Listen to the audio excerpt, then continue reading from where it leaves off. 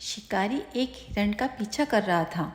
दौड़ता हुआ हिरण अचानक रुका और एक लता के पीछे छिप गया। शिकारी उसे ढूंढता हुआ निकल गया। हरी भरी लता को देखकर हिरण के मुंह में पानी आ गया। उसने लता को ही खाना आरंभ कर दिया। थोड़ी ही देर में उसने लता का काफ़ी भाग खा लिया। उसी समय शिकारी उसे ढूंढता हुआ पुनः वहीं आ गया। तब हिरण के लिए लता के पास छिपना संभव नहीं था, क्योंकि वह उस लता का अधिकतर भाग खा चुका था। पहले उसी लता की ओट ने उसे बचा लिया था।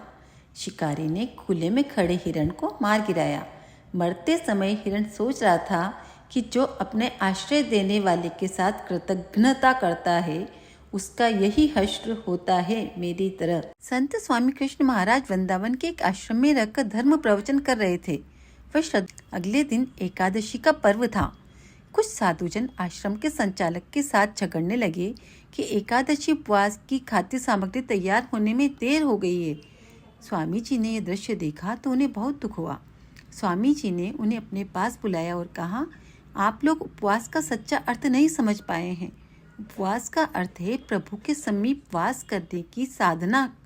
जिस सत्कर्म से हम प्रभु के नज़दीक पहुंच सके, उसको करने का नाम उपवास है। उपवास के नाम पर स्वादिष्ट भोजन करना, फलाहार के नाम पर कई कई बार फल खाते रहना, भोजन की लालसा से ही नहीं, स्वाद अस्वाद की कल्पना से भी बचना चाहिए। एकादशी के दिन तो पूर्ण शांत रहकर स्वयं पर नियंत्रण करना चाहिए। एक बार मदालसा के छोटे पुत्र ने अपनी माँ से प्रश्न किया, कल्याणमयी माँ, मेरे सभी बड़े भाइयों को आपने उपदेश देकर जंगल में घोर तपस्या और कठिन जीवन व्यतीत करने के लिए क्यों प्रेरित किया, जबकि वे आराम से राजमहल में रहकर भी तो भजन और ध्यान कर सकते थे। मदालसा बोली, वत्स, नदी पार करने के लिए नाव की जरूरत पड़ती है। मान लो कि एक सजी धजी सुविधाओं से लैस नाव हो, उसमें छेद हो और दूसरी देखने में एकदम साधारण हो लेकिन चित्र रहित हो, तो मुसाफिर किस नाव पर नदी पार करना चाहेंगे? पुत्र तपाक से बोला, निस्संदेह चित्र रहित नाव से। फिर मदालसा ने उसे समझाया, ऐसे ही भोग विलास में रहकर, सुख सुविधाओं के बीच रहकर भजन ध्यान करना चित्र वाली नाव में बैठकर नदी पार करने के बराबर है।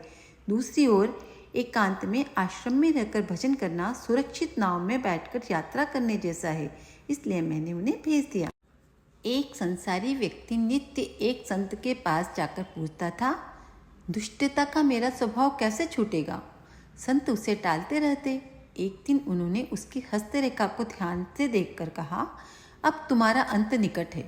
तुम्हारा जीवन 1 महीने से अधिक न हो सकेगा। वह व्यक्ति चिंता में डूब गया। 1 महीना दुख, भय, पश्चाताप व भजन में लगा रहा। भविष्य में होने वाली दुर्गति हो उसके मन में छाई रहती।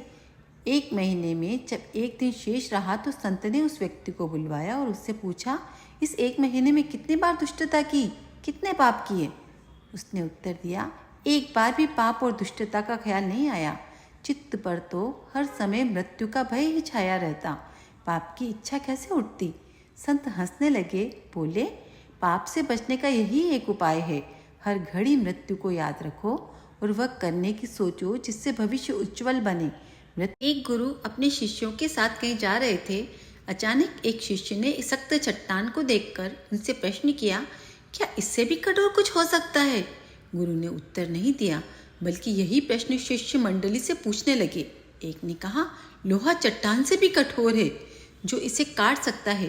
दूसरे ने कहा, लोहे से आग बड़ी है जो इसे गला सकती है।